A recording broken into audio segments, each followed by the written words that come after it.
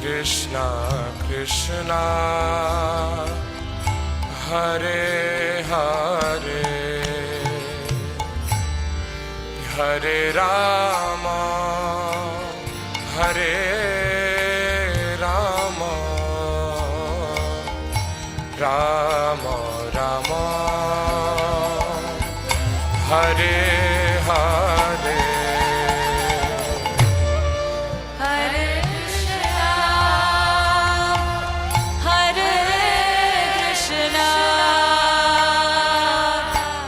Krishna Krishna Hare Hare Hare Rama Hare Rama Rama Rama Hare Hare Hare Krishna Hare Krishna Krishna Krishna Hare Hare Hare Rama Hare Rama Rama Rama Hare Hare Hare Krishna Hare Krishna Krishna Krishna Hare Hare Hare Rama Hare Rama Rama Rama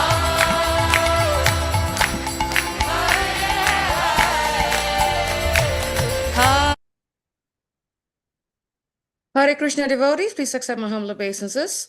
All glories to Srila Prabhupada. Welcome devotees to this morning's Bhagavatam class. We begin the auspicious day of Gita Jayanti on hearing the glories of Srimad Bhagavatam. And we're very happy to have His Grace Dronacharya Prabhu with us. Hare Krishna Prabhu.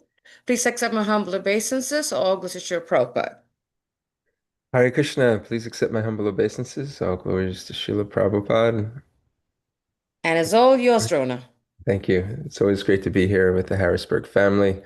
Thank you, Mother Anasuya, Parikshit Prabhu. Great to see you on here, and all the other devotees. Jaya Radha Madhava Kunja Bihari. Jaya Radha Madhava Kunja Bihari. Gopi Jana Vallabha Girivardhari. Jaya Gopi Jana Vallabha Girivardhari. Yashoda Nandana Braja Jana Ranjana. Yashoda Nandana Braja Jana Ranjana. Jamunatira Vanachari. Yamunatira Vanachari. Jaya Radha Madhava Kunja Bihari. Jaya Radha Madhava Kunja Bihari. Jayam Vishnupad Paramahamsa Parivrajikacharya Ashotatara Shishimad, His Divine Grace Srila A.C. Bhaktivedanta Swami Prabhupada Ki. Jayam Vishnupad Paramahamsa Parivrajikacharya Ashotatara Shishimad, His Divine Grace Srila Bhakti Siddhanta Saraswati Goswami Thakur Maharaj Ki. Anantakoti Vaishnavrinda Ki. Namacharya Srila Haridas Thakur Ki. Prem Skoho Shri Krishna Chaitanya Prabhu Nityananda Shri Advaita Gadadhar Shivasari Gaura Bhaktivinoda Ki Jai. Shri Shri Radha Krishna Gopa Gopinath Shyamakunda Radha Kunda Giri Govardhan Ki Jai. Shri Vrindavan Dham Ki Jai. Navadvip Mayapur Dham Ki Jai. Jagannath Puri Dham Ki Jai. Shri Kurukshetra Dham Ki Jai.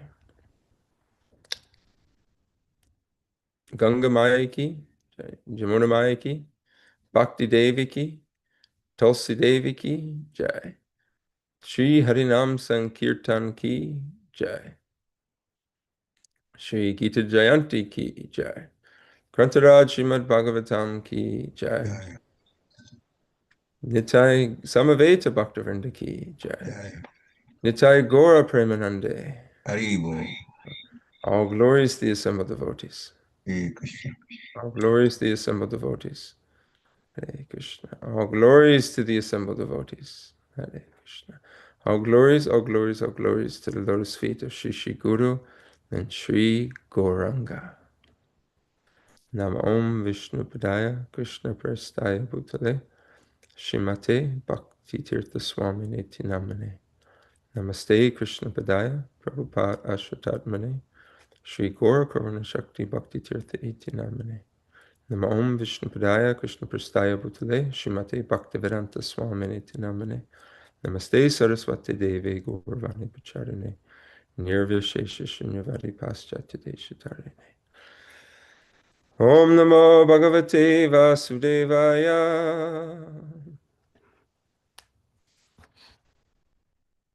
Om Namo Bhagavate Vasudevaya. Bhagavate Vasudevaya. Om Namo Bhagavate Vasudevaya. Namo Bhagavate Vasudevaya. Narayanam Namaskrityam Naram Chaiva Narottamam Devim Saraswatim Vyasam Tato Jayam Udirajit. Nasta Prayeshu Abhadreshu Nityam Bhagavata Sevaya Bhagavati Uttama Shloke Bhaktir Bhavati Naishtuki. Before reciting Srimad Bhagavatam, let us offer our respectful obeisances unto the Supreme Personality of Godhead, Lord Narayan, unto Narayan Rishis, the supermost human beings, unto the Goddess of Learning, Mother Saraswati, and unto the author, Srila Vyasadeva. By regular attendance in classes in Srimad Bhagavatam, and rendering service to the pure devotee, all that is troublesome to the heart becomes almost completely destroyed, and devotional service to the Supreme Personality of Godhead becomes established within one's heart as an irrevocable fact. Okay, we are continuing Canto 2, Chapter 9, Text 36. Now, this text 36 is the fourth. There's four. They call them chatur shloki. Chatur means four shlokis. Then these are the essence of the Srimad Bhagavatam. They call it seed form, and from the seed comes the sprouts, and comes a huge tree from the seed. But it's these four verses. This is the Supreme Personality of Godhead, speaking to Lord Brahma.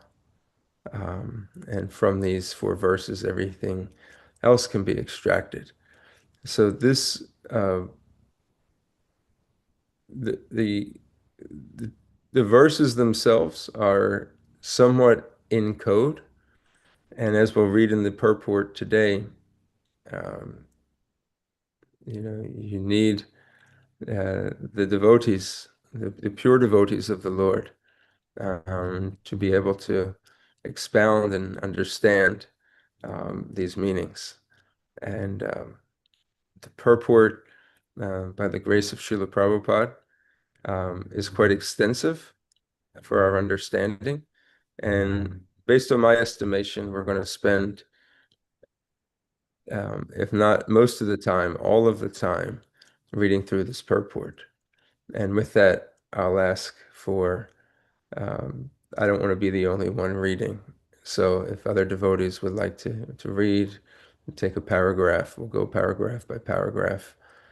And if there's an opportunity to say a few words, we can do that as well. Do the Sanskrit.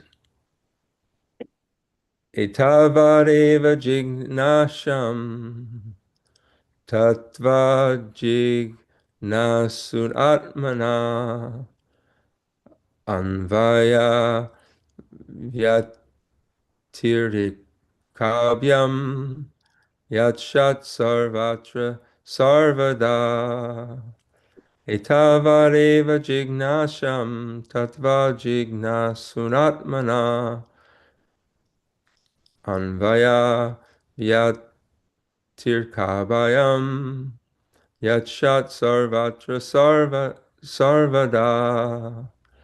Etāvad jijñāsyaṁ tattva-jijñāsunātmanaḥ anvaya-vyatirekābhyāṁ syāt sarvatra sarvadā.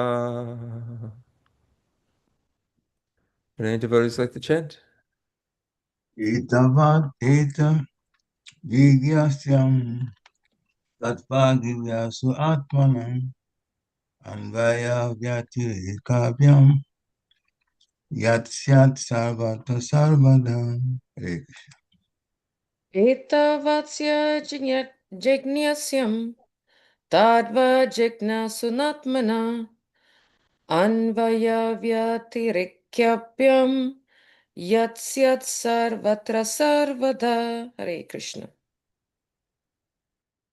एतावदेव जिज्ञासुं तत्तो जिज्ञासुनात्मना अन्वये-vyatirekābhyāṁ एतस्यात् सर्वत्र सर्वदा हरे कृष्ण एतावदेव जिज्ञासं तत्त्वजिज्ञासुनात्मनः अन्वय-व्यतिरेकाभ्यां यत् स्यात् सर्वत्र सर्वदा हरे Krishna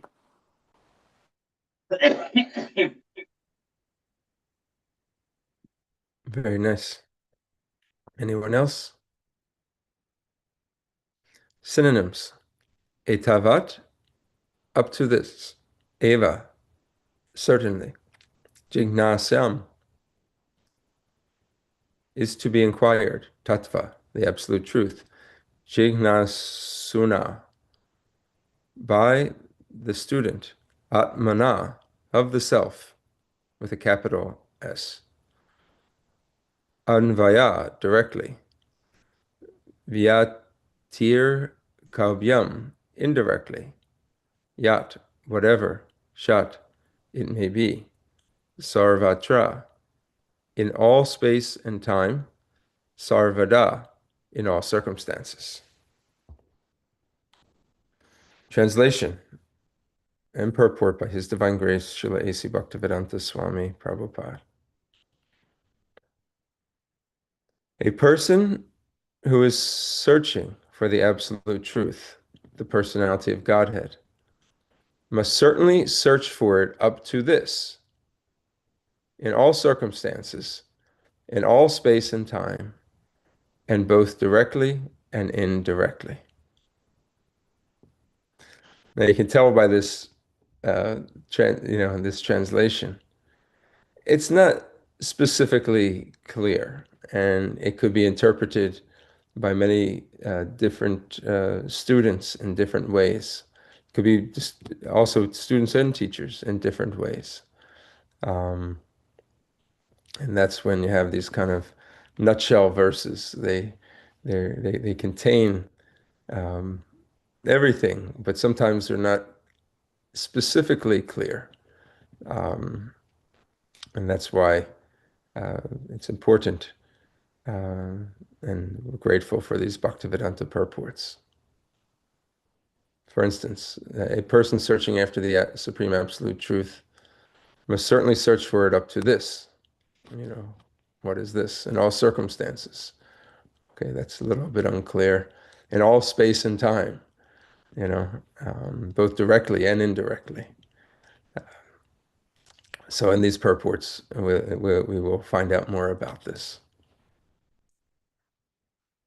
To unfold the mystery of Bhakti Yoga, as it is explained in the previous verse, this is the ultimate stage of all inquiries, or the highest objective for the inquisitive. Everyone is searching after self-realization in different ways. By karma yoga, by jnana yoga, by dhyana yoga, by raja yoga, by bhakti yoga, etc. To engage in self-realization is the responsibility of every living entity developed in consciousness. One who is developed in consciousness certainly makes inquiries into the mystery of the self, of the cosmic situation, and the problems of life in all spheres and fields: social, political, economic, cultural, religious, moral, etc., and in their different branches. But here, the goal of all such inquiries is explained. Would somebody like to read the next paragraph? The Vedanta Sutra philosophy begins with this inquiry about life. The Bhagavatam answers such inquiries up to this point, or the mystery of all inquiries. Lord Brahma wanted to be perfectly educated by the personality of Godhead.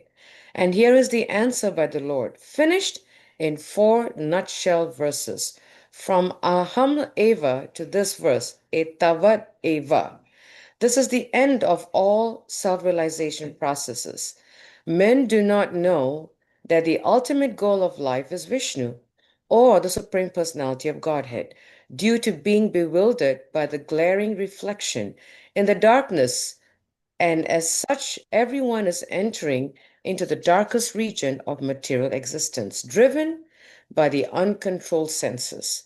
The whole material existence has sprung up because of sense gratification.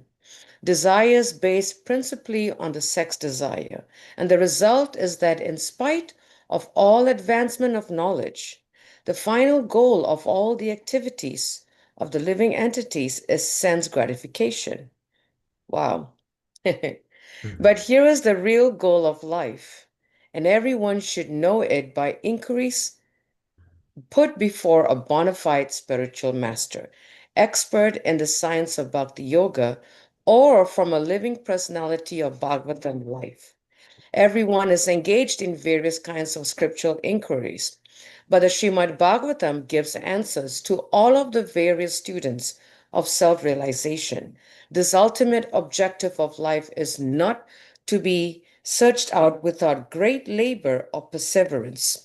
One who is imbued with such sincere inquiries must ask this bona fide spiritual master in the disciplic section of Brahmaji. And that is the direction given here, because the mystery was disclosed before Brahmaji by the Supreme Personality of Godhead. The mystery of all such inquiries regarding self-realization must be put before such a spiritual master, who is directly the representative of the Lord, acknowledged in that disciplic succession. Such a bona fide spiritual master is able to clear up the whole thing by evidence from the revealed scriptures, both direct and indirect. Although everyone is free to consult the revealed scriptures in this connection, one still requires the guidance of a bona fide spiritual master, and that is the direction in this verse. The bona fide spiritual master is the most confident representative of the Lord, and one must receive direction from the spiritual master in the same spirit as Brahmaji received it from the personality of Godhead, Lord Krishna. The bona fide spiritual master in that bona fide chain of disciplic succession never claims to be the Lord himself, although such a spiritual master is greater than the Lord in the sense that he can deliver the Lord by his personal realized experience. That's a pretty powerful statement right there. Mm. Mhm. Let me read that again. The bona fide spiritual master is that bona fide chain of disciplic succession, never claims to be the Lord himself, although such a spiritual master is greater than the Lord in the sense that he can deliver the Lord by his personally realized experience. The Lord is not to be found simply by education or by a good fertile brain. But surely he can be found by the sincere student through the transparent medium of the bona fide spiritual master. Jai, thank you. There's a lot packed in that paragraph. I just wanted to Very much. take a moment to stop and see. First, are there any questions or reflections that anybody has that stood out to you? Mother Anasuya, you. Dronacharya, I would like to ask if you could expound or elaborate more on this point, because sometimes, because of our lack of understanding, we might carry it in a different way. Can you shed some light on this the second last sentence in the paragraph, Prabhu, where Srila Prabhupada says that the spiritual master is greater than the Lord in the sense that he can deliver the Lord by his personally realized experience. Can you expand on that, please? Yeah, it's a very powerful point, as you mentioned, and thanks for highlighting that and bringing it out. So, at the same time, Srila Prabhupada says the spiritual master is not God, and he never claims to be God. Um, uh, and then he's saying that he's actually, uh, Yeah. um, Yeah. he's greater than the Lord. And so, in this aspect, he's greater than the Lord because he's actually um, uh, delivering the Lord to the fallen conditioned souls. So he is the vimedium in which um, the uh, the the jivas in this world are able to understand and receive the Lord by, it says, by, from his personal realized experience. So we hear the words of Krishna like in the Bhagavad Gita, right? But through the example of a pure devotee of the Lord, being able to live the Bhagavad Gita and explain the meaning of the Bhagavad Gita, it is through that that we can actually understand truly Krishna's words. On our own, this is actually very difficult to do. Um, uh, there was also a verse that we just read in Philadelphia. We're in the third canto, and we're talking about the pastime of the four Kumaras when they encountered Jai and Vijay. And they were talking about when Lord Narayan appeared and just how dazzling he looked to all the devotees, that all of his servants. And the verse talked about how although the Lord is so beautiful, he becomes even more incredibly stunning as he is magnified by the intelligence of his devotees.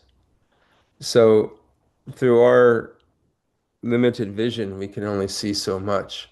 But when it's almost like they have this magnifying glass in which they're revealing us, the spiritual masters revealing to the world the glories of the Lord.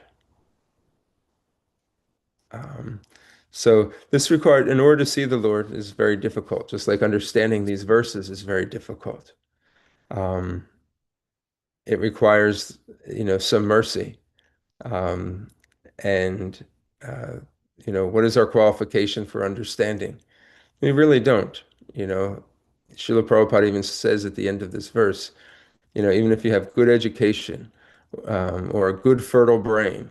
So some people are really, really smart and can try to figure this out and can decode the Sanskrit.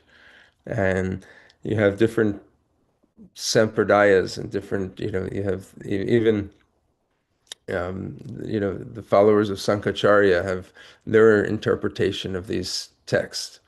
You can have great fertile brains, but this isn't where one is actually going to be able to understand the personality of the Supreme Lord. It is only through the delivery, through the bona fide spiritual master who has an intimate connection with the Lord. Sakshat daritvena samasta sastrer yuktas tattva-bhavyata eva sadbi kintu prabhurya priya eva tasya vande guroshi charanaravinda.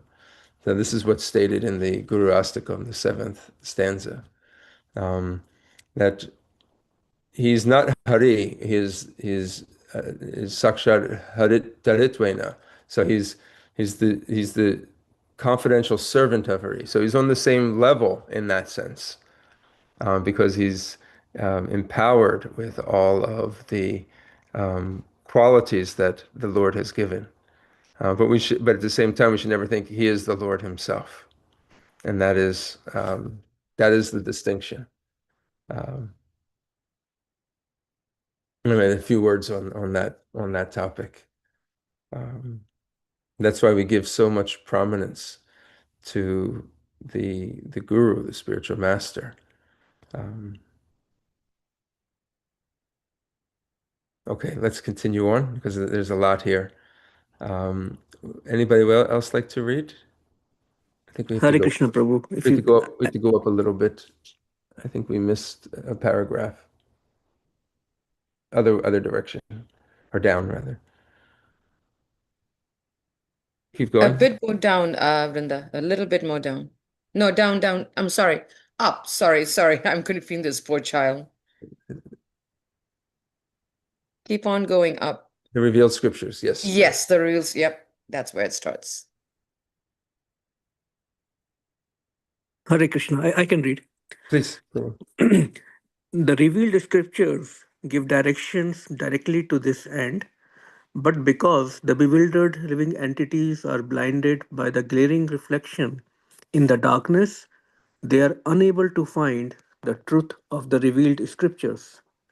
For example, in the Bhagavad Gita, the whole direction is targeted toward the personality of Godhead, Lord Shri Krishna.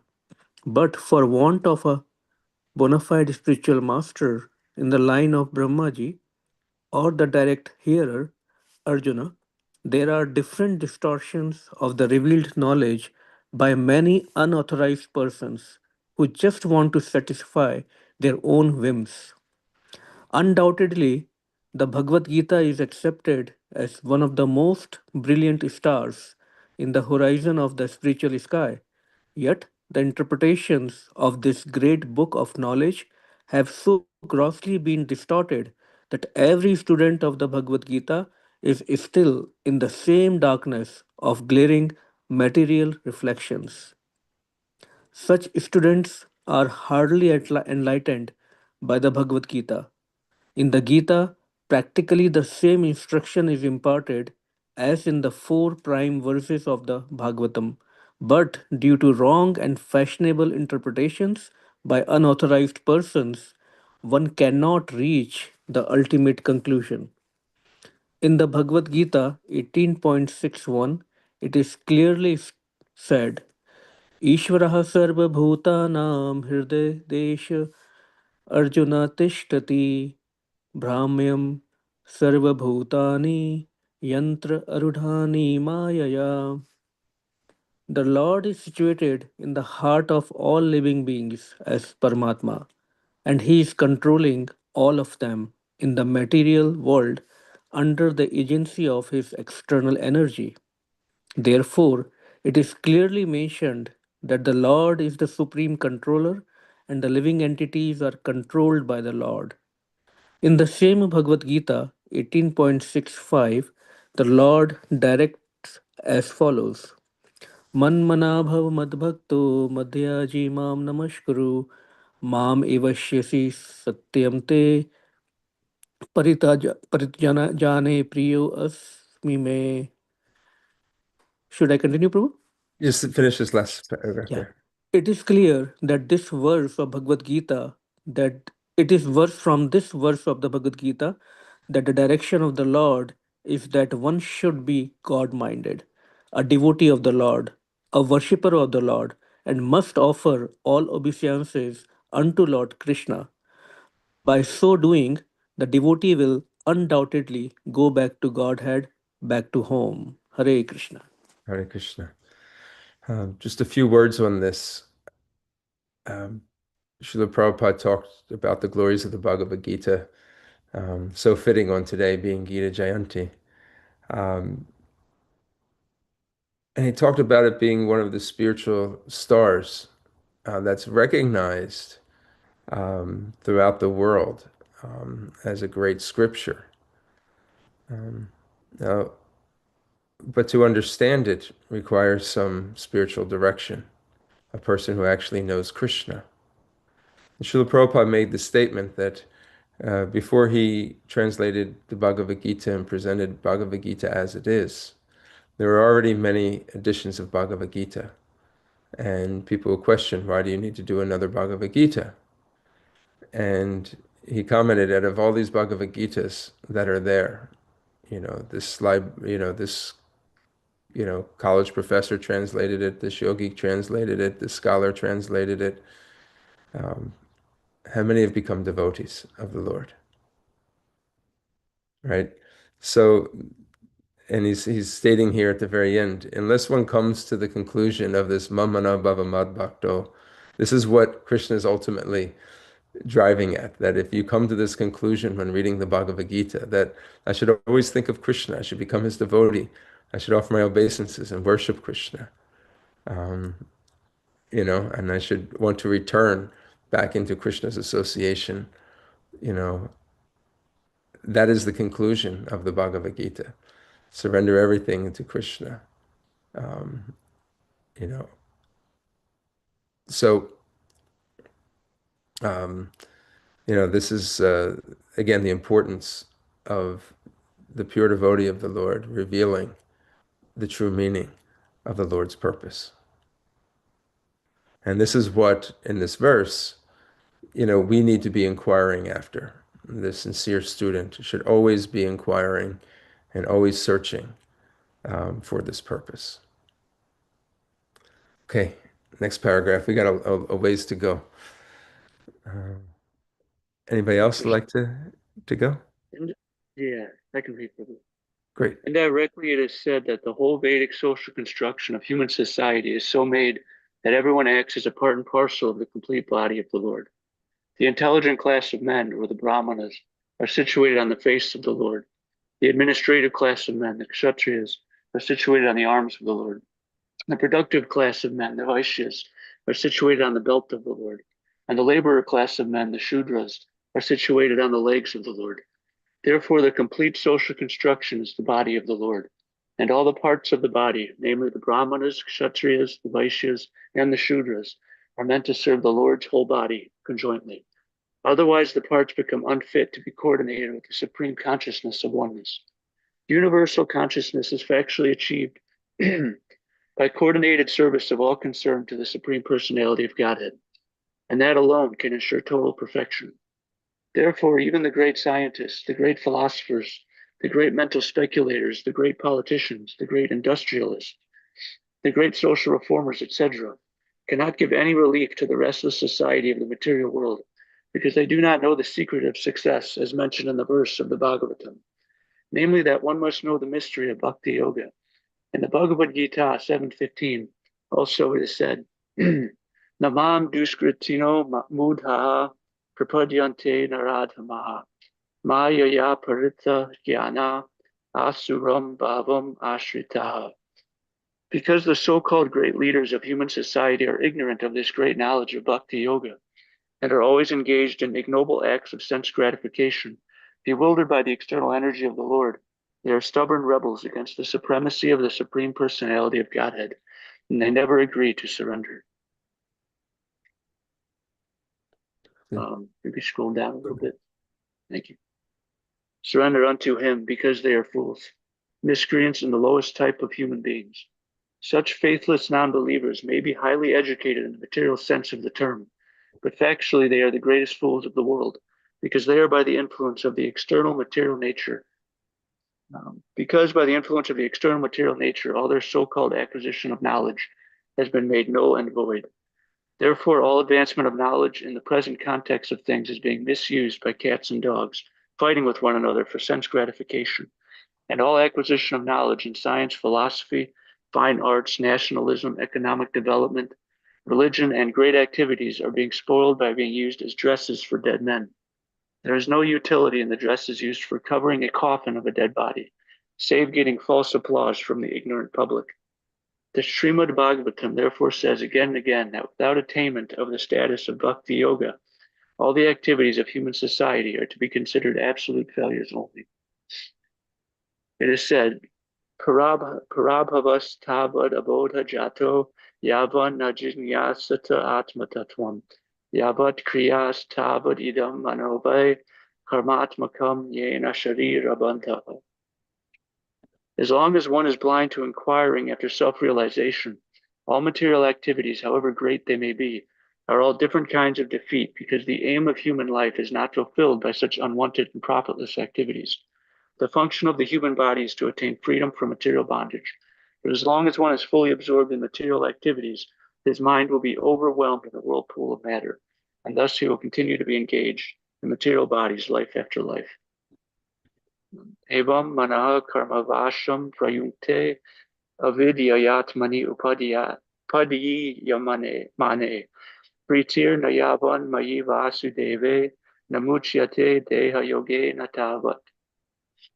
It is one's mind that generates different kinds of bodies for suffering, different kinds of material pangs. Therefore, as long as the mind is absorbed in fruitive activities, the mind is understood to be absorbed in nescience, and thus one is sure to be subjected to material bondage in different bodies again and again, until one develops a transcendental love for Godhead, Vasudeva, the Supreme Person. To become absorbed in the transcendental name, quality, form, and activities of the Supreme Person, Vasudeva, means to change the temper of the mind from matter to absolute knowledge, which leads one to the path of absolute realization and thus frees one from the bondage of material contact and engagements in different material bodies. Hare Krishna. Thank you, Prabhu. Srila Prabhupada is really preaching here about, again, the misidentification with matter, material life, how we value material life so heavily all in all, but we neglect the spiritual purpose. And as a result, society is in disarray. This really powerful words Srila Prabhupada is giving us here. And we can hear Srila Prabhupada speaking directly to us. As we're going through this, I just want to mention, you should see this as Srila Prabhupada really giving us his darshan. And we're here in the presence of Srila Prabhupada through his vani, his words. He's explaining this kind of very vague and complicated verse and what its meaning is. Let's continue. We're almost halfway. Anybody else like to read? We are starting from It Is One's Mind. Srila Jiva Goswami Prabhupada. Srila Jiva Goswami Prabhupada therefore comments on the words sarvatra sarvadā, in the sense that the principles of Bhakti Yoga or devotional service to the Lord are apt in all circumstances. That is, Bhakti Yoga is recommended in all the revealed scriptures. It is performed by all authorities. It is important in all places. It is useful in all causes and effects, etc. As far as all the revealed scriptures are concerned, he quotes from the Skanda Purana on the topics of Brahma and Narada. as follows. Samsaresmin mahaghore janma mrityu samakule pujanam vasudevasya tarakam adabhi smritam. In the material world, which is full of darkness and dangers, combined with birth and death, and full of different anxieties, the only way to get out of the great entanglement is to accept loving transcendental devotional service to Lord Vasudeva. This is accepted by all classes of philosophers. Srila Jiva Goswami also quotes another common passage which is found in three Puranas, namely the Padma Puran, Skanda Puran, and Linga Puran. It runs as follows: Alodhya sarva shastrani vicharya cha punah punah idam ekam sunnishpannam dheyo narayana sada. By scrutinizingly reviewing all the revealed scriptures and judging them again and again, it is now concluded that Lord Narayan is the supreme absolute truth, and thus he alone should be worshipped.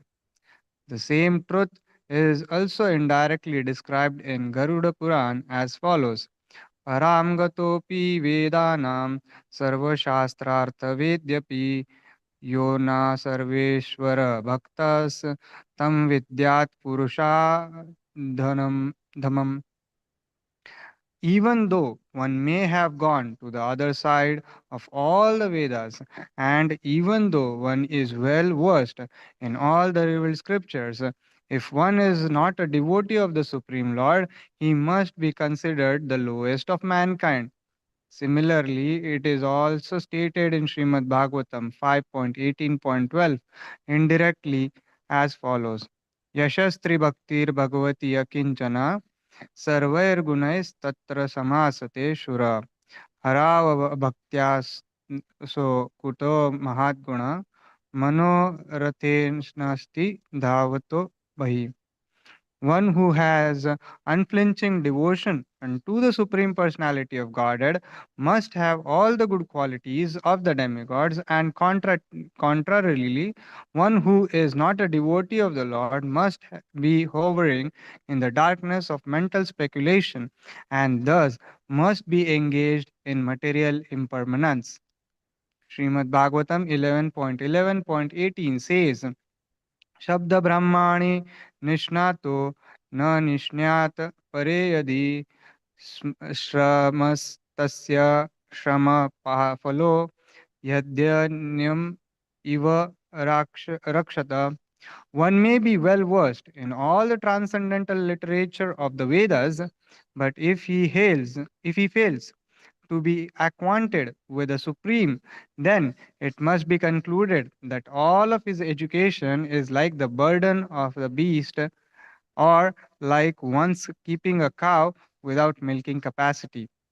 Similarly, the liberty of discharging loving transcendental service to the Lord is invested in everyone, even the women, the Shudras, the forest tribes, or any other living beings born in the sinful condition.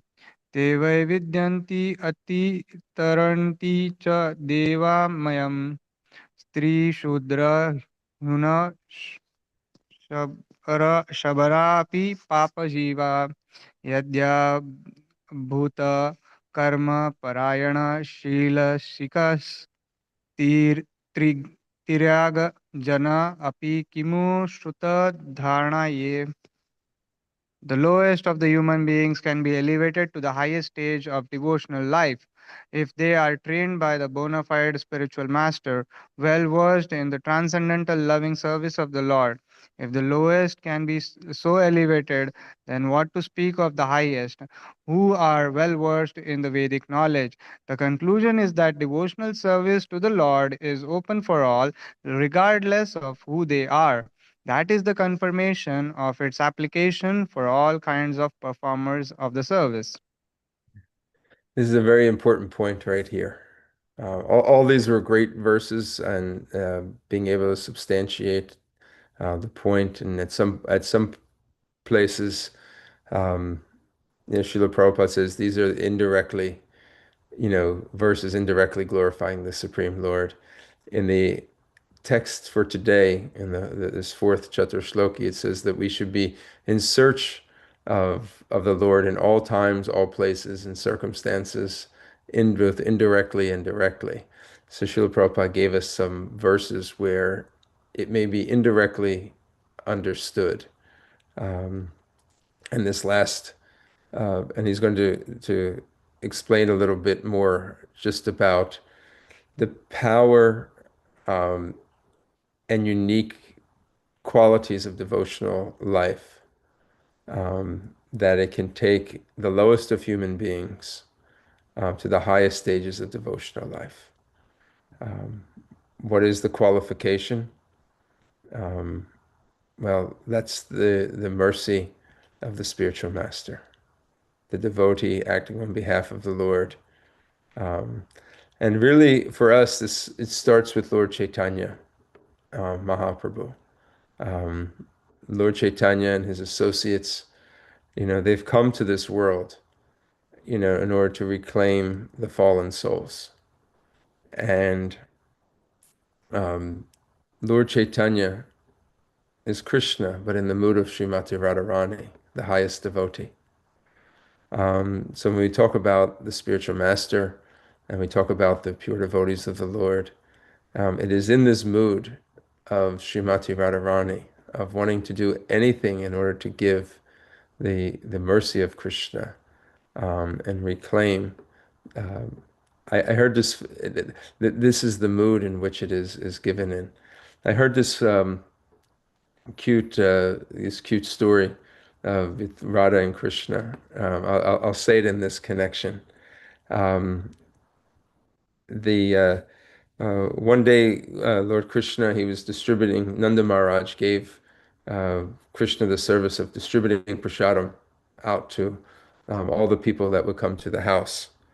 And the word got back to Vishnubhanu, Srimati Radharani's father, that this man, he was there and he was complaining that, he went to Nanda Maharaj's house, but he wasn't giving prasadam unless you had a plate to come to. I needed a plate. Krishna, he'd only give you if you brought a plate there.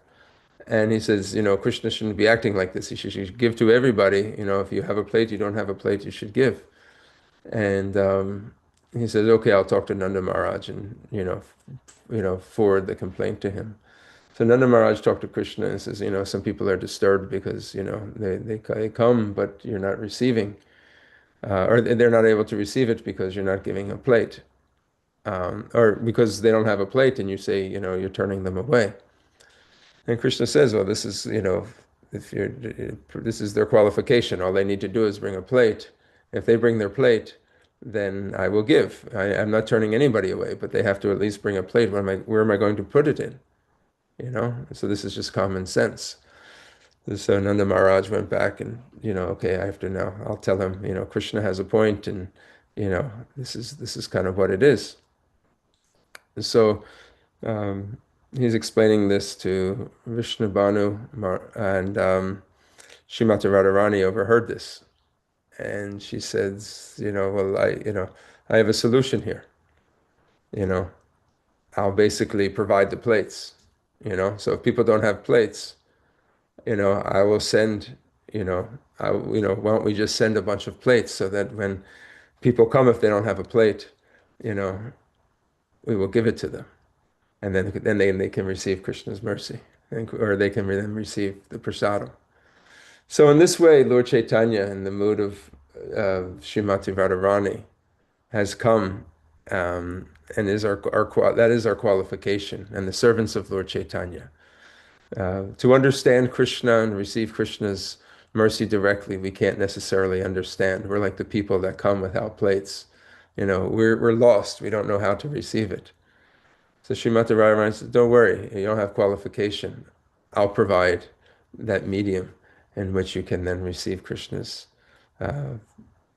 Krishna's prasadam.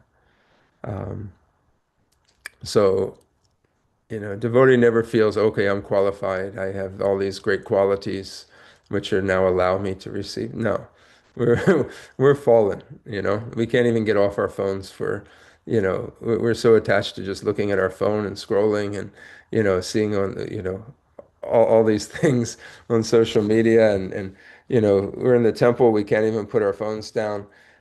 We're fallen. We have to really come to the point of understanding this. And some of us that are making advancement, we can understand that, we've made advancement, but we've come a long way from where we started, and we still have a long ways to go. This is the power of devotional service. It's transcendental. It's not based on a material system. And therefore, it has the ability to elevate one beyond material rules and regulations, and it is under the direction of Lord Chaitanya and his associates, which means it's directly under the control of Srimati Radharani. Okay, let's continue here. Therefore, the devotional service of the Lord. Would anybody like to take up this reading? Therefore, oh, sorry, go ahead. Hare Krishna. Therefore, the devotional service of the Lord, with perfect knowledge through the training of a bona fide spiritual master, is advised for everyone, even if one happens not to be a human being. This is confirmed in the Garuda Purana as follows. Kita Pakshi Veganam Cha Haro Sanyasa Chetasam Udvam Eva Gatim Manye Kim Puna Dhyaninam Rinam. Even the worms, birds, and beasts are assured of elevation to the highest perfection of life if they are completely surrendered to the transcendental love and service of the Lord. So what to speak of the philosophers among the human beings? Therefore, there is no need to seek properly qualified candidates for discharging devotional service to the Lord. Let them be either well-behaved or ill-trained. Let them be either learned or fools. Let them be either grossly attached or in a renounced order of life. Let them be liberated souls or desirous of salvation. Let them be inexpert in the discharge of devotional service or expert in the same. All of them can be elevated to the supreme position by discharging devotional service under the proper guidance. This is also confirmed in Bhagavad Gita 9.30 and 32 as follows. Apichat Suduracharo Pajate Mam Ananyabhak Sadhu Eva Samantabhya Samyogvya Vasito Hisa Mam Hi Partha Vyapashritya Ye Pishu Papayonaya Siyo Vaishas Tata Sudha Tepi Yanti Paramgatim. Even if a person is fully addicted to all sorts of sinful acts, if he happens to be engaged in a loving transcendental service of the Lord under proper guidance, he is to be considered the most perfect holy man without a doubt. And thus any person whatsoever or whosoever he or she may be, even the fallen woman, the less intelligent laborer, the dull mercantile man, or even a man lower than all these, can attain the highest perfection of life by going back home, back to Godhead, provided he or she takes shelter of the lotus feet of the Lord in all earnestness. This sincere earnestness is the only qualification that can lead one to the highest perfectional stage of life, and unless and until such real earnestness is aroused, there is a difference between cleanliness and uncleanliness, learning and non-learning in the material estimation. Fire is always fire, and thus if someone touches the fire, knowingly or unknowingly, the fire will act in its own way without discrimination. The principle is Hari Harati Papani Dushta Chite Api Smrita. The all-powerful Lord can purify the devotee of all sinful reactions, just as the sun can sterilize all sorts of infections by his powerful rays. Attraction for material enjoyment cannot act upon a pure devotee of the Lord. There are hundreds and thousands of aphorisms in the revealed scriptures. Atmaramascha Munaya. Even the self-realized souls are also attached by the transcendental loving service of the Lord. Kechit Kevalaya Bhaktya Vasudeva Parayana. Simply by learning, Simply by hearing and chanting, one becomes a great devotee of the Lord Vasudeva. Should I continue still? It's up to you. Yes, Prabhu. Okay. Na chalati bhagavat paravinda lava nisardham api sa vaishnava griya. A person who does not move from the lotus feet of the Lord even for a moment or a second is to be considered the greatest of all Vaishnavas. Bhagavad Parshadatam Prapte Mat Sevaya Pratam Te. The pure devotees are convinced of attaining the association of the personality of Godhead, and thus they are always engaged in the transcendental loving service of the Lord. Therefore, in all continents, in all planets, in all universes, devotional service to the Lord or Bhakti Yoga is current, and that is the statement of Srimad Bhagavatam and allied scriptures. Everywhere means in every part of the creation of the Lord. The Lord can be served by all the senses or even simply by the mind. A South Indian Brahmana who served the Lord simply on the strength of his mind also factually realized the Lord. Success is guaranteed for a devotee who fully engages any one of his senses in the mode of devotional service. The Lord can be served by any ingredient, even the most common commodity, a flower, a leaf, a fruit, or a little water, which are available in any part of the universe and without cost. And thus the Lord is served universally by the universal entities. He can be served simply by hearing, he can be served simply by chanting or reading about his activities. He can be served simply by adoring him and accepting him. Hare Krishna. Thank you, Prabhu. I'm looking at the time. We're right at the top of the hour, 9 o'clock. We still have about a quarter of the way to go. Should we continue reading? I can stay on. If we can, if you can stay on, Dronacharya, I'm there with you. We can go through this. If Yeah, it's okay with you. sure. I mean, this is Srila Prabhupada put a lot of effort into this purport, for understanding. And each of these paragraphs could be a class in and of itself. So I think we should at least finish reading if that's possible. So thank Would you. love to. Please, Yeah. Prabhu. Okay. Anybody that hasn't read yet would like to read? Now we can start at the top again. I don't mind reading again. Okay. If Sure. no one jumps in, I don't mind. In the Bhagavad Gita, it is stated that one can serve the Lord by offering the result of one's own work. It does not matter what one does.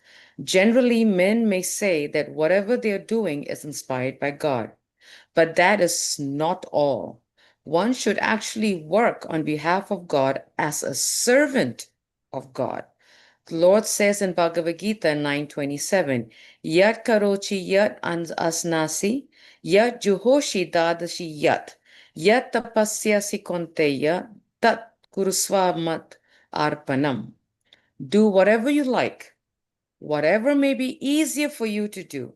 Eat whatever you may eat. Sacrifice whatever you can sacrifice. Give whatever you may give in charity. And do whatever you may undertake in penance. But everything must be done for Him only. If you do business, or if you accept some employment, do so on behalf of the Lord. Prabhu, this sentence here is so powerful because, it's what's coming to my mind right now is, how we have to change, our thinking, our consciousness. Why am I employed? The first thing that comes is I gotta pay bills, feed my family. But here, Shri Prabhupada is saying you do it for him. So I was thinking, whoa, we gotta change that consciousness, not just paying bills and feeding my family, but doing it for the Lord. So I was really, it just hit me how I have to, flip it over. That, yeah, very powerful. Very good point. Nice. Yeah. Whatever you may eat, you may offer the same to the Lord, and be assured that He will return the food after eating it Himself. He is the complete whole, and therefore whatever he may eat as offered by the devotee is accepted because of the devotee's love.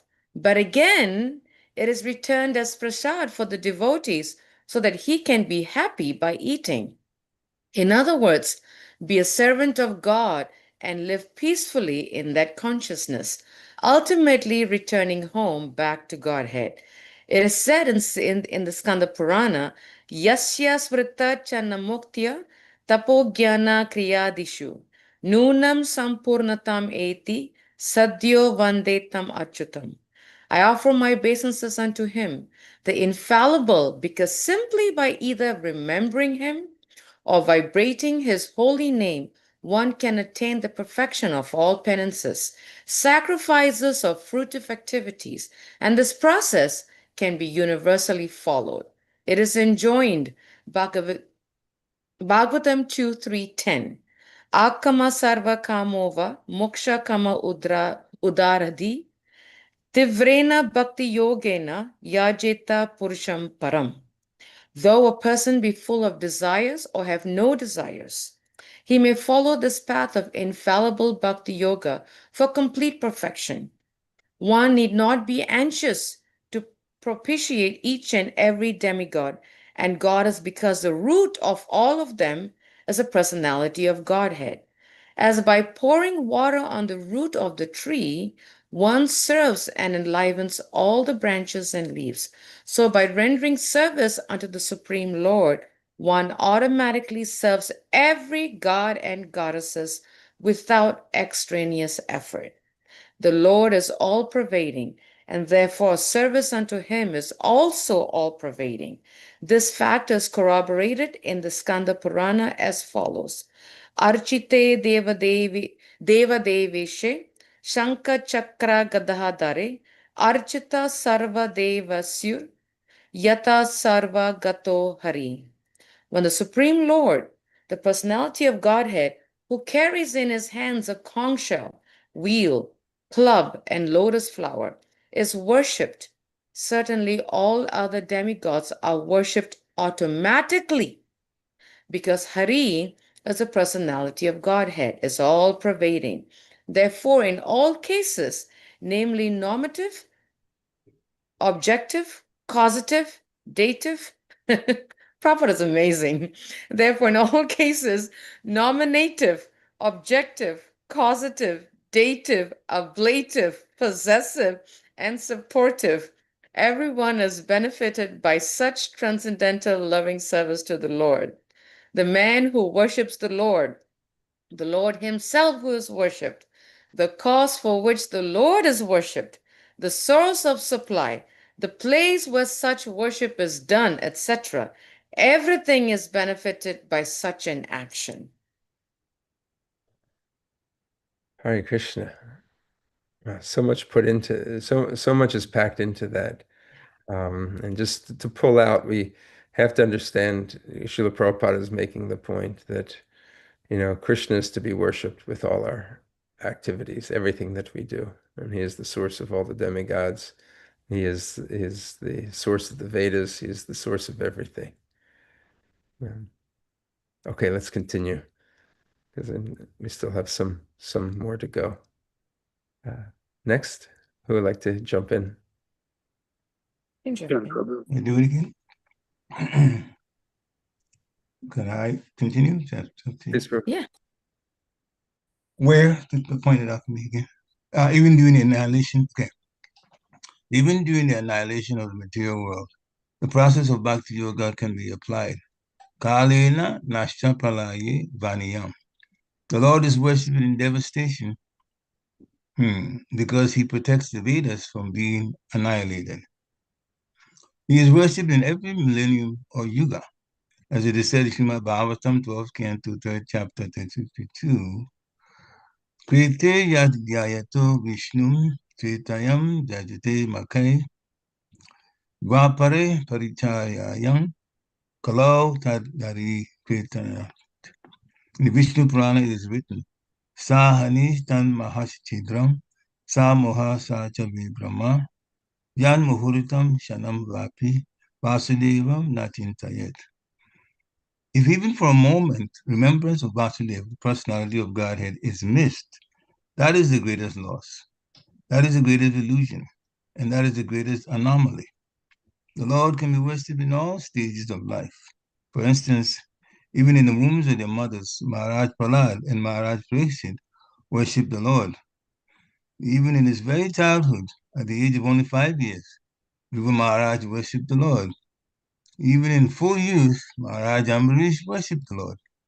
And even at the last stage of his frustration and old age, Maharaj Dhritarashtra worshipped the Lord.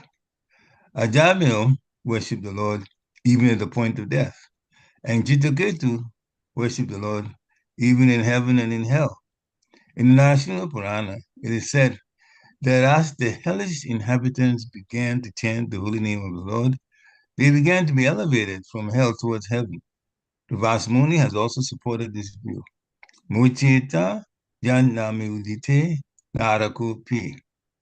Simply by chanting the holy name of the Lord, the inhabitants of hell became released from their hellish persecution. So the conclusion of Srimad Bhagavatam, as given by Shukadeva Goswami to Maharaj Pariksit, is Etan Nivedyayamanam Ichchatam Akuto Bayam Yoginam Nirpanitam Hare Namanu Kirtanam. O King, it is finally decided that everyone, namely those in the renounced order of life, the mystics, and the enjoyers of fruity work, should chant the holy name of the Lord fearlessly to achieve the desired success in their pursuits. Bhagavatam, Canto 2, Chapter 1, Text 11. Similarly, as indicated indirectly in various places in revealed scriptures, 1. Even though one is well versed in all the Vedas and scriptures, if one is not a devotee of the Supreme Lord, the personality of Godhead, he is considered to be the lowest of mankind. 2.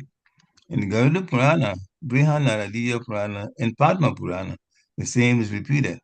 What is the use of Vedic knowledge and penances for one who is devoid of devotional service to the Lord? 3. What is the comparison of thousands of Prajapatis to one devotee of the Lord? 4. Shukadeva Goswami said, Bhagavatam 2:4-17, that neither the ascetic, nor one who is greatly munificent, nor one who is famous, nor the great philosopher, nor the great occultist, nor anyone else can achieve the desired results without being engaged in the service of the Lord. 5.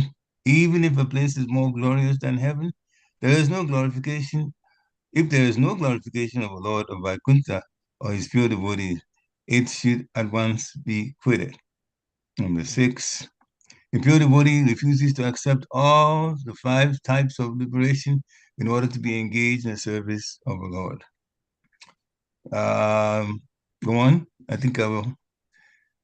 What do you think? Yeah, no, we can continue. The final conclusion, therefore, is that the glories of the Lord must be always and everywhere proclaimed. One should hear about his glories, one should chant about his glories, one should always remember his glories, because that is the highest perfectional stage of life. As far as fruitive work is concerned, it is limited to an enjoyable body. As far as yoga is concerned, it is limited to the acquirement of mystic power. As far as empiric philosophy is concerned, it is limited to the attainment of transcendental knowledge. And as far as transcendental knowledge is concerned, it is limited to the attainment of salvation. Even if they are adopted, there is every chance of discrepancies in discharging the particular type of functions. But adoption of the transcendental devotional service of the Lord has no limit, nor is there fear of falling down. The process automatically reaches the final stage by the grace of the Lord. In the preliminary stage of devotional service, there is an apparent requisite for knowledge, but in the higher stage, there is no necessity of such knowledge. The best and guaranteed path of progress is therefore engagement in Bhakti Yoga, pure devotion service. Something happened? You're going to say something? No. The cream of Srimad Bhagavatam in the foregoing 4 shlokas is sometimes squeezed out by the impersonalists for different interpretations in their favor. But it should be carefully noted that the 4 shlokas were first described by the personality of Godhead himself, and thus the impersonalist has no scope to enter into them because he has no conception of the personality of Godhead. Good point there. Therefore, the impersonalist may squeeze out any interpretations from them, but such interpretations will never be accepted by those who are taught in a disciplic succession from Brahma, as will be cleared up in the following verses. Besides that, the Shruti confirms that the Supreme Truth, absolute personality of Godhead, never reveals himself to anyone who is falsely proud of his academic knowledge. The Shruti mantra clearly says in Katha Upanishad 1.2.23, Nayam atma pravachena labhyo, na medaya na bahuda shrutena, yam evaisha vinute tena labhyas, tayesha atma vinute tanum swam. The whole matter is explained by the Lord himself, and one who has no approach to the Lord in his personal feature can rarely understand the purport of Srimad Bhagavatam without being taught by the Bhagavatas in the disciplic succession. Srila Sweet. Everything about it is so sweet. Little comment, if you don't mind. Earlier, in the one that I read, there was no comment on it. Just one liner about it, that there is nobody that's blocked from doing Bhakti Yoga in whatever situation they're in. If you want to put your heart into Bhakti Yoga, the way is open for you. That's what that first one talked about. And here, Prabhupada talked about a few things about the impersonalists. Yeah, so Krishna is saying things himself. Of course, all 4 of them were said by Krishna. And so a person who's an impersonalist that does not believe in Krishna, who is he to make a comment about comments from Krishna directly when he doesn't even know who Krishna is? That's the point that Prabhupada was making. There's more, but I just want to make those 2 points. That's all. Hare Krishna. You can continue if you want. Thank you so much, Parikshit, Prabhu, for highlighting those. Yeah, that is important. Who's speaking? Who's the author? You're denying that you're denying the speaker. The impersonalists are essentially denying this. They're taking the words, but they're not. They're denying where the words are coming from. It's hilarious. Yeah, like Sri Prabhupada says here, right? The cream. I mean, that was like the wow. The cream of Srimad Bhagavatam, the foregoing 4 slokas, is sometimes squeezed out by the impersonalist for different interpretations in their favor. But it should be carefully noted that the 4 slokas were first described by the personality of God himself. Thus, the impersonalist has no scope, Prabhupada uses the word, has no scope to enter. That's the key point. They have no scope to enter into the 4 slokas because they have no conception of God. That is so powerful right there. Wow. But they still want to talk. Hare Krishna. Thank you, everybody, for going on this journey, through this purport. And I mean, thank you, Drona. You took us on this journey. It's so beautiful. Yeah, this was a pleasure to read this. I read it last night, and then I knew it was going to take the whole time, and you could really take each of these paragraphs and really give a full elaboration. And Srila Prabhupada has given us so much information, but conversation about each of these paragraphs, there's so much to be talked about and said. This is definitely one of the diamond purports that are there in the Srimad Bhagavatam, that covers so many components of the science of Krishna consciousness. So we should definitely earmark one of this verse and purport as a go-to when we need to understand certain topics. Srila Prabhupada has given so many references scriptural references throughout this purport for us, to be able to understand where these are coming from. The Upanishads, the Puranas, Bhagavatam, Bhagavad Gita, the Garuda Purana, So anyway, I am in gratitude to Srila Prabhupada, for doing this for us.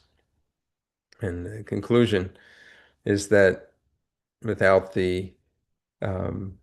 rendering service and making submissive inquiry, to the self-realized soul, to the spiritual master, none of this is actually, none of this will be revealed to us, despite how hard we may try.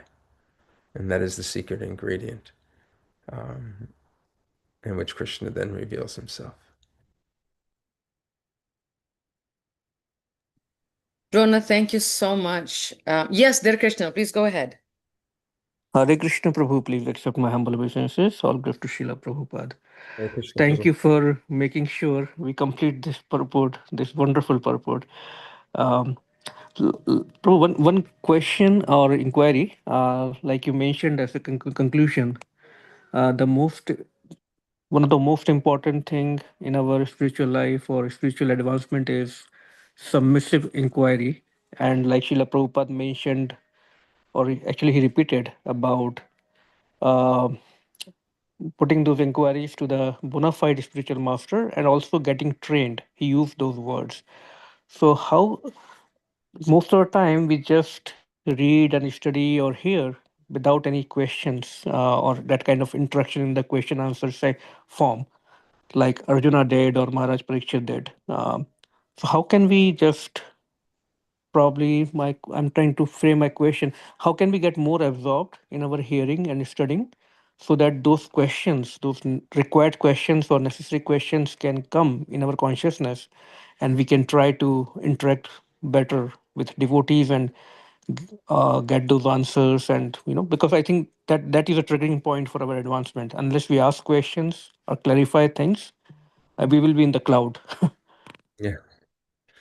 So just like this form, every day coming and hearing Srimad Bhagavatam. This is part of the program that Srila Prabhupada had set up, because he emphasized this idea of hearing Srimad Bhagavatam every day, particularly in the morning, in the association of devotees. In addition to that, having reading sadhana, where we have a dedicated time, just like we chant a certain number of rounds every day, we should have a certain period of time, and we should make it practical for ourselves so that we will actually do it. It could be 15 minutes, it could be an hour, depending upon our situation in life, but we should take at least some period of time every day to read these verses, where we're actually reading the scripture. And there may be other books that we read as well, but at least some time that we're actually reading Srimad Bhagavatam, Bhagavad Gita, Chaitanya Charitamrita, Nectar of Devotion, Nectar of Instruction. And as we read this, two things will happen. One, Srila Prabhupada will hear him talking to us. This is his, Vani association. Most, if not all of us, have been derived of his Vapu association. We weren't here when he was on the planet, or didn't have his association when he was on the planet.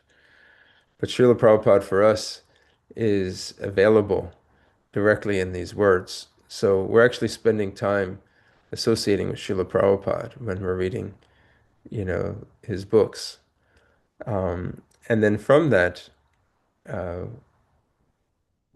Krishna consciousness will grow, and we'll have something to talk about when we speak with devotees, and naturally questions will come up, and people may have questions for us, and when people have questions for us, we'll be able to refer them to different places in the scriptures. Well, I just read this in Bhagavad Gita, check out this purport.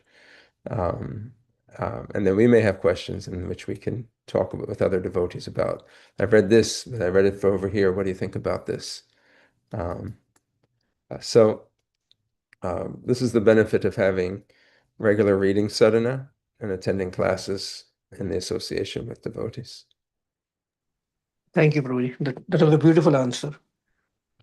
Thanks, dear Hare Krishna. Krishna. Hare Krishna. If I can quickly add, Radhana, I remember a similar question that Dear Krishna asked, another devotee asked Chandramani Swami, it's interesting because that's the first paragraph, I think, in this verse, that one has to be inquisitive. And I think the same point was mentioned at 2 or 3 verses before by Srila Prabhupada in the purport. And one devotee asked Chandramani Swami, that nowadays we live in an era, where devotees don't ask questions. So Maharaj maybe made a joke. He said either they have perfected Krishna consciousness and they can elevate all of us back to Godhead, or they are sleeping and they're just killing time and wasting Krishna's time. That's what he said. Yeah, so he said, but one point that I know Maharaj said in one of his classes, that to the level that we are curious and inquisitive and want to ask and learn and grow, to that level we grow. Is what that to that degree. If we are not inquisitive and we don't ask and we don't inquire, we don't get clarification, then we are just stagnant. That's the point he said in one of his classes. So he said, to the degree that we are always inquiring, asking questions, inquisitiveness, to that degree we grow. That's what Maharaj said in one of his classes. Thank you, Very Mataji. nice. Prabhu, if you have a couple of minutes, I have just one more follow-up question to that. Sure, Prabhu. So thank you, Prabhu. So yeah, so that's, we understand question is a very important, asking questions or putting the inquiry is very important part. Now, if I have to ask a question to you, I think I need to trust you also at the same time. Or if I'm asking a question in a class, I need to trust the speaker, or the devotees, among which I am asking that question, so that I wouldn't probably not be judged, or some people might have that kind of insecurity. So Yeah. any tips for that, Prabhu, that we can increase our confidence, our trust in each other, and feel more secure rather than insecure? Yeah, no, that's a good question.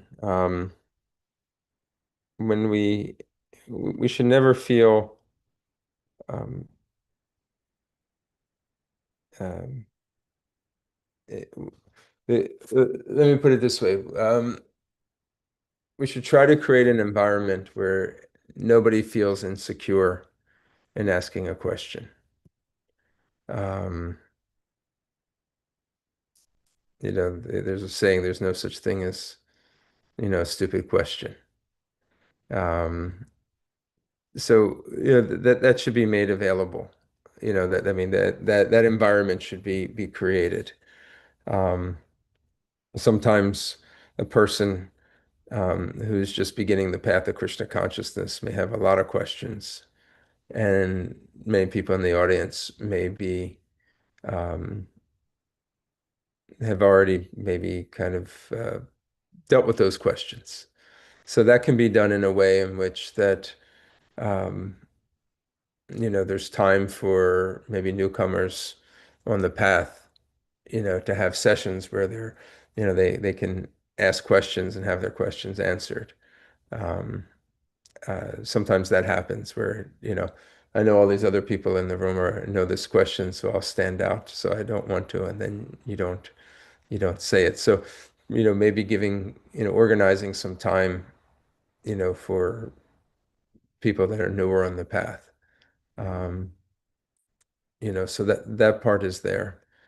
And then from the person who's asking the question also, they should also understand that should be some sincerity in the way that they ask the question. Sometimes people ask questions it's their opportunity to talk, okay. They just want an opportunity to say something, and sometimes in the form of their question, they're really and they're just using it as an opportunity. Now, some very advanced devotees do this as an opportunity to expound and elaborate on different subject matters. So depending on who it's coming from, it should be taken differently. But in general, the principle is that if a person is inquiring, it should be kind of submissive inquiry to try to it should be done with some level of humility, not really in a challenging way. So that can also be taught to the devotees as a matter of etiquette in developing culture, that you should try to understand with the understanding that there is an answer, and I haven't been able to understand or discover this answer, but I'm hoping that you can explain it to me. As opposed to, I see this contradiction and therefore, this is wrong and this is wrong, and I found this, and trying to search out the discrepancies, trying to search out the faults. This is part of our conditioned nature. And then that can also lead to offenses, as well as it's really an execution of our false ego. I found the fault in which nobody else found. I discovered it, here it is right here. Srila Prabhupada says this right here, and he says that right there. I was the first one to figure it out, and I'm going to tell everybody about it, and I'm going to do it in the form of a question. So this sometimes happens as well. So the culture of asking questions and inquiry, we can teach. And sometimes we need to tolerate if there's, in the beginning, that if people, devotees aren't familiar with that yet, or they're, again, coming from a conditioned background. Anyway, these are some suggestions that come to mind. Thank you, Prabhu, for covering from both the angles and giving some practical tips. Really useful. Thank you so much. Yeah. Hare Krishna. Hare Krishna. Dronacharya, if I could add a little bit more. Very nice question, Dear Krishna Prabhu, because what was coming to my mind, and probably Drona, you might remember this. On the other side of life, we unfortunately we come, or we grew up, or we've been ingrained in a culture of fear, of fear of being judged, like, and that has been kind of put into our minds, and unknowingly or knowingly, that fear of being judged has also unknowingly and knowingly created a trust issue, and we're not aware of it. Sadly, we're not aware of it because it's been ingrained from childhood, from whatever, right? And what happens is, our spiritual master, and probably Drona might remember, or even Parikshit, is when we have that trust issue, is because one is, we ourselves don't trust ourselves. We ourselves have a trust issue, and that's why we exude it on someone else, thinking, that it's them, but actually it starts with us, because we have that block, that fear of being judged, and that's fear of, building trust and everything. So it's just like layers and layers, and that's why I agree, Drona, like you said, is we have to create that environment of no question is a stupid question. We are all learning together. We are holding each other's hand, we're growing, and we learn. Someone might think it's a stupid question, but someone else may not have thought of that same question, like you said, Drona. So yeah, I think that culture has also been ingrained, Drona, I feel. Yeah. That's Yeah. sad. Yeah. But we have an opportunity to make that change. It's not Yes. a big change to make. Like I said, there's opportunities to explore in terms of having, sessions for devotees. They're just question and answer sessions.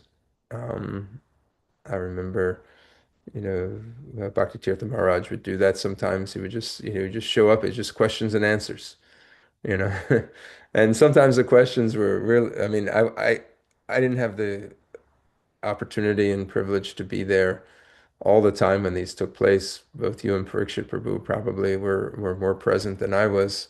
But I remember hearing some of them, and some of them were really far out questions. Crazy far out, yes. But kind of creating that environment where there would be time for, devotees to do you're just doing questions and answers. Devotees, from what they're reading, what they're hearing, some doubts that they may have. So that can be tried. And then again, just trying to create a mood, a sense of answering questions. Sometimes you can ask other senior devotees to answer the question. So like if you're in an environment where maybe there's several devotees that have been practicing for a while and you're sensing, okay, maybe they're either getting bored or not attentive to maybe some of the questions that are coming in. One way to keep them engaged and inspired, maybe to get, have them field some of the questions. And that way you hear from different perspectives of experience among the devotees.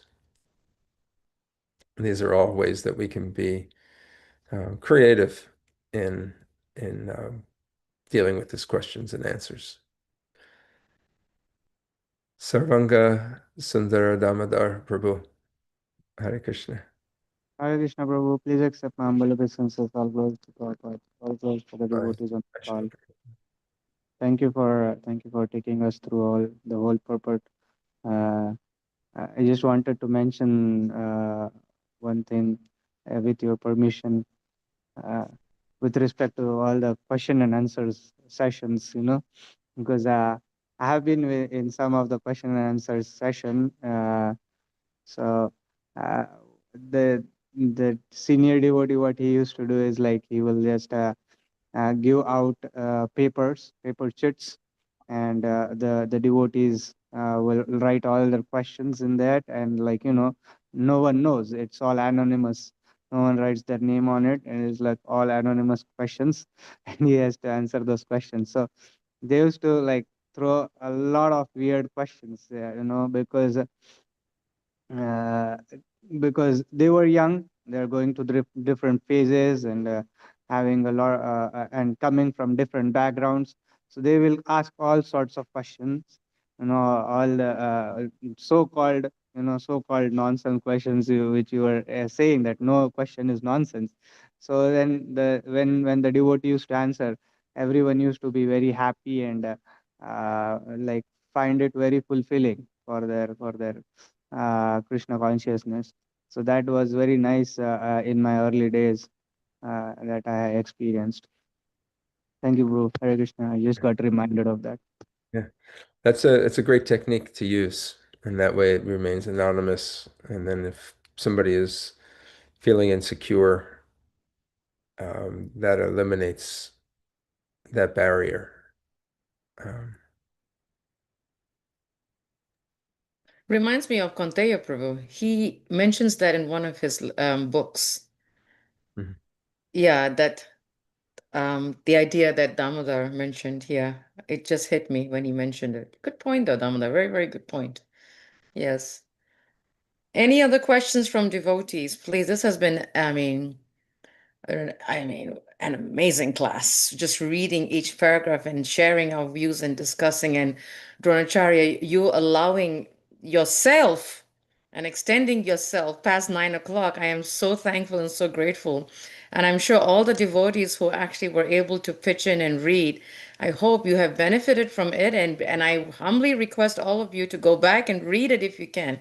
Because I think this verse, it's like Drona said, it's a class and a study, every paragraph of it. It's not one class and we get it. I mean, I'm definitely going to go back and really study each of it because it's really powerful, Drona. And thank you for engaging us, Dronacharya. Thank you for engaging us and having us walk this journey with you, and you taking us on this journey and making it very, I don't know. For me, the word is coming is very communal. That's what the word is coming from me.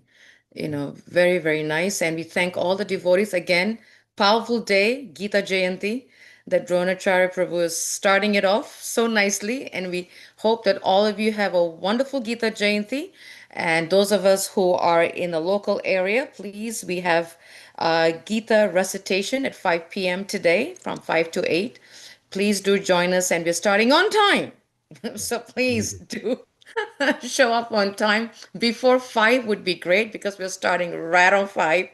So we hope to see all of you there. And again, Drona, Prabhu, thank you so much, Prabhu. Thank you. And we Thank you thank for all the having me. devotees. Yeah. Hare It's Krishna. Have a it's wonderful day. wonderful, Dronacharya Prabhu. Wonderful. I am really, relishing this. Vanchakaptibhyascha kripasindhabhevacha patitanam pavanebhyo vaishnavebhyo namo namaha. Srila Prabhupada ki jai. Hari Hari Bol. Hare Krishna. Hare Krishna.